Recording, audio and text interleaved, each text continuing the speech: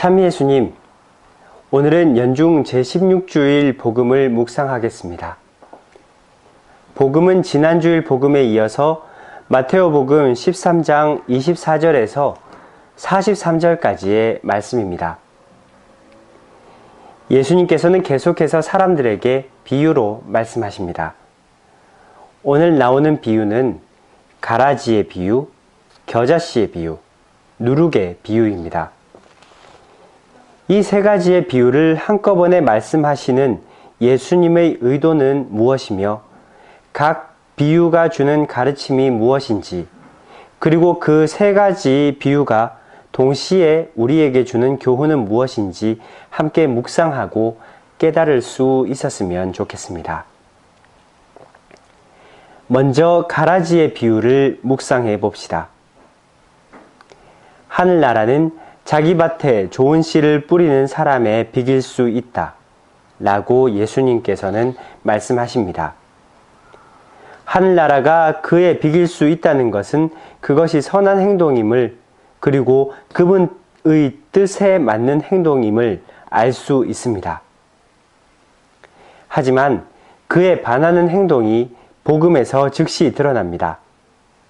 사람들이 자는 동안 원수가 와서 가라지를 덧뿌리게 되는 것입니다. 우리는 신앙인으로 살면서 사회 안에서, 그리고 신앙 공동체 안에서 우리를 미워하고 우리에게 반대하는 사람들을 종종 만나게 됩니다.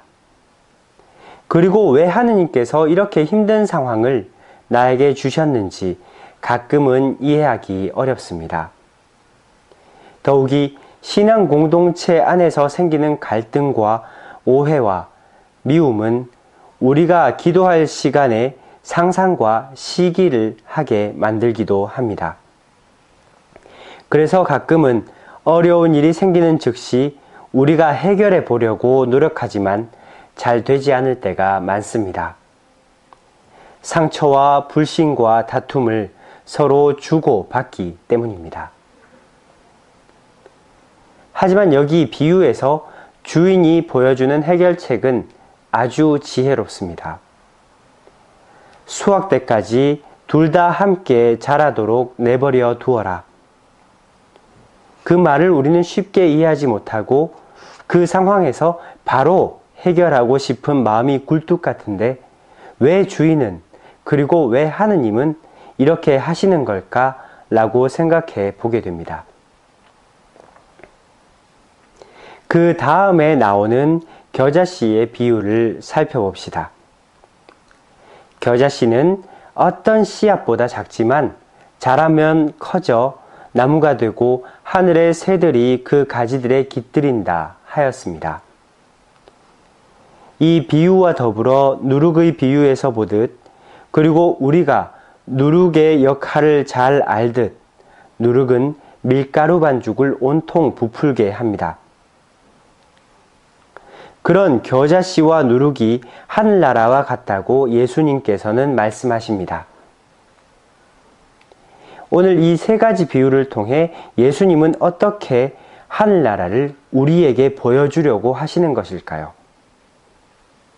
예수님께서는 가라지의 비유를 복음 안에서 다시 설명해 주십니다. 하지만 우리에게 이 세 가지 비유, 이 비유들의 의미가 무엇인지 질문해보고 또 찾아봐야 할 것입니다. 생각해보고 묵상해보면 결국 주도적으로 일하시는 분이 우리가 아니라 하느님 그분이시라는 것과 그분이 지혜로이 우리를 지켜주신다라는 것입니다. 수확 때에 가라지를 고르는 것은 하느님이십니다. 그 가라지를 밀 사이에서 뽑아내는 것은 하느님의 부탁을 받은 천사들이 그렇게 하는 것입니다. 만약 우리가 가라지를 고른다면 서투르게 밀까지 함께 뽑을 수 있기 때문입니다. 모든 이의 모든 것이며 모든 선을 바라보시는 하느님께서 우리를 평화와 풍요로움으로 이끌어 주신다는 것을 우리는 여기 이 복음에서 볼 수 있습니다. 이와 함께 겨자씨와 누룩의 비유에서는 이 가라지의 비유와 연결하여 우리의 자금과 겸손함이 하느님의 사랑과 은총으로 풍요로워진다는 것을 보여주십니다. 겨자씨가 땅에 심겨 죽지 않으면 가장 작은 씨앗으로 남아있지만 뿌리를 내려 자라고 또한 작은 양의 누룩이 밀가루 반죽 안에서 발효되면 많은 양으로 부풀게 되는 것처럼 우리가 작고 약함에 머무르지 않아야 함을 복음은 우리에게 명확히 보여줍니다. 소아데레사 성녀와 성 바오로 사도처럼 우리가 약할 때 우리는 오히려 강하기 때문입니다. 오늘 복음에서 말씀하신 그 말처럼 의인들은 아버지의 나라에서 해처럼 빛날 것이다. 라는 주님의 말씀을 성인들과 함께 믿어야 할 것입니다. 아멘.